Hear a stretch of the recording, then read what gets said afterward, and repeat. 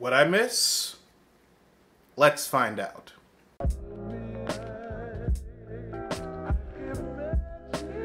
Not only has Jason Momoa left the production of The Crow, but also its director. From what I've seen and read about the situation, everything about them leaving because of creative and financial differences was pretty much true. And that's because the problem lied with their main producer and main financial backer for this project, Samuel Hadida, who was already playing a game of chicken with Sony as far as establishing a closing deal with them for distribution rights, adding to both Momoa's and director Corin Hardy's leave. And while I wasn't really excited about this happening, I was at least interested in seeing it happening, especially after seeing how badly Jason Momoa really wanted to play the Crow.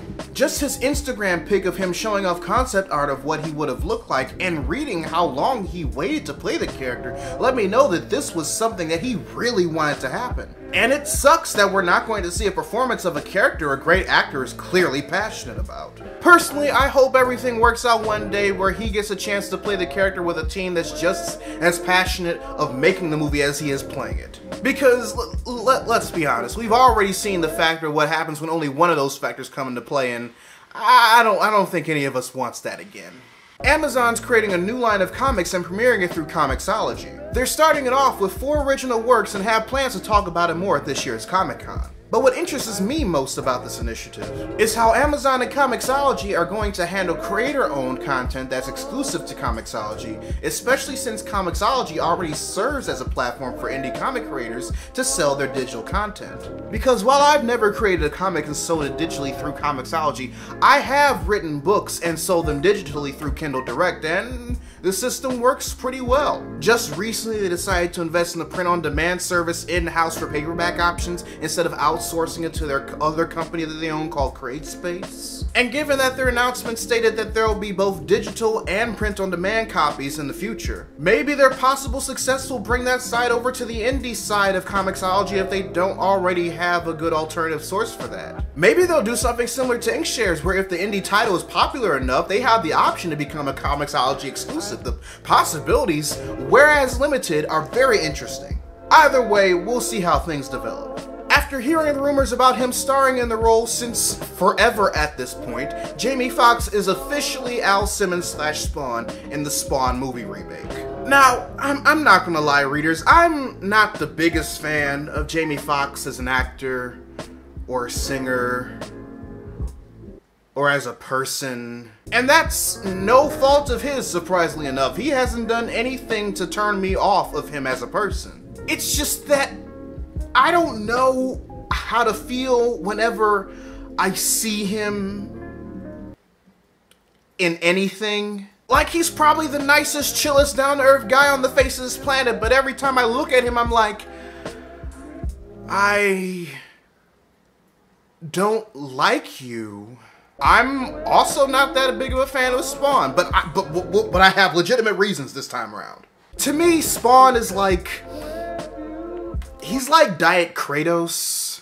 And not PS4 Kratos, he actually had character development. I'm talking about God of War 1 through 3 Kratos. While that version of Kratos refuses to take responsibility for any of his actions, Spawn makes excuses for them? Like, why would you eat my peanut butter and jelly sandwich knowing good and damn well you got a peanut allergy, Al? Why would you do that? I was hungry. What did you expect me to do? Not eat my peanut butter and jelly sandwich? Knowing that you have a peanut allergy? Also implying that you could just eat my sandwich without asking my permission? What the fuck? Just get out of my sight. Why are you like this? If anything, my interest in this movie is Todd McFarlane's take on it, his overall use of Spawn, and the fact that it's being produced by Blumhouse. So depending on what else is out, and if any other movies are released around the time of this movie's release, then maybe? Not only is the Spider-Man villain Mysterio been confirmed for the sequel for Spider-Man Homecoming, but it's also been confirmed that he'll be played by Jake Gyllenhaal. Great! I'm looking forward to it. Jake Gyllenhaal is a great actor. The funny thing is that I know that mostly everybody is focused on the fact that it's almost going full circle because Jake Gyllenhaal almost replaced Tobey Maguire in Sam Raimi's Spider-Man 2. But what I find funny is that in all these Marvel Studios made Spider-Man films, they've used every single villain that Sam Raimi always wanted to use if he stayed on for Spider-Man 4 onward. And they developed in a way that Raimi would have pretty much developed them. So maybe for the third sequel to Spider-Man Homecoming, you know, if John Watts doesn't want to do it, as the perfect fuck you to Sony, you just maybe, I don't know, get Sam Raimi to direct the third Spider-Man Homecoming movie. I would live and die at the same time if Marvel Studios did that shit, because I'm not even capable of that much pettiness. Why the fuck am I lying? Yes, I am. And speaking of Spider-Man adjacent shit, you know that Black Cat and Silver Sable movie that Sony's making that nobody really wants? Well, it may not be happening.